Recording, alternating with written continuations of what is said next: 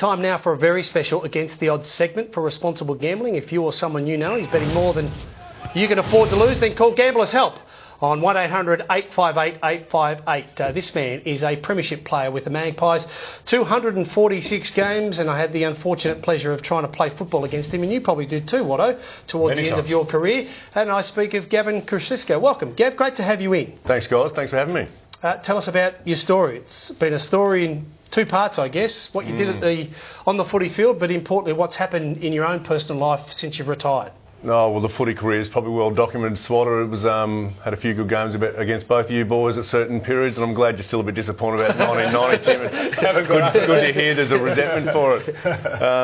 Look, I guess my story has come public end of last year of a long, painful battle I've had with addiction with cannabis, alcohol, amphetamines, and also gambling.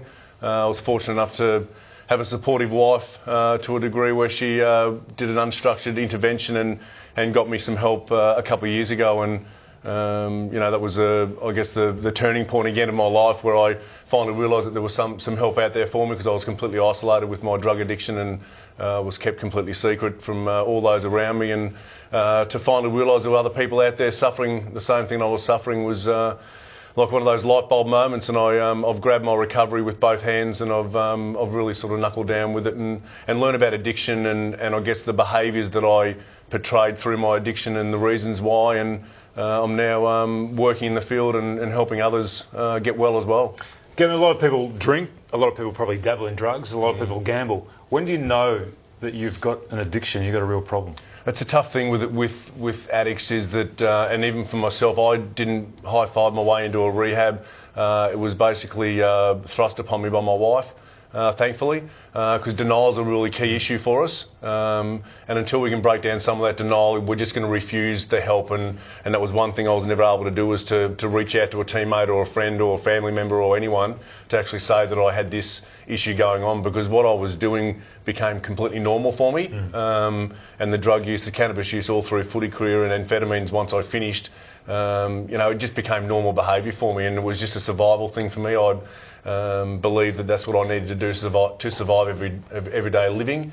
Little did I know there was help out there and there was treatment out there for me, and as I said, I got treated for it, and I work a program daily to stay clean and sober and stay in recovery. Local football clubs out in the country, obviously the resources aren't as good for people a long way away from Melbourne. What can people do, or if they see mates who are having trouble with these sort of issues, what sort of advice can you give to people? It's a really difficult thing, and I've spoken to a few local footy clubs and young people in schools and so forth, and it's just about you can normally pick if something's going on. If there's something not quite right, generally something's wrong, and I think it's just a matter of just offering your hand and asking them if they're okay. And I think the thing with addicts or people who actually gone into gone across the line, I guess, into addiction, is that they don't know, and they will become defensive if you confront them. So you need to be very careful with that. And if there's a group of friends or family members around, just keep offering your help and support for them, and offer open communication to try and get them to voice their thoughts and opinions and where they're at. And it's very difficult, but you just need to keep trying. It's a really important point, because I would assume that having been involved in a footy club like you were, there's so many people around in terms of supporting you, there's a structure there, there's your mates there, but you still didn't feel comfortable in putting your hand up and talking to any of those people? Well, I started using cannabis as a 15-year-old, Tim, well before I came to Collingwood, and that was the one that I couldn't put down at all until a couple of years ago. I was too embarrassed and ashamed to even admit that to anyone that I was actually using cannabis. An AFL footballer, starting my career and so forth.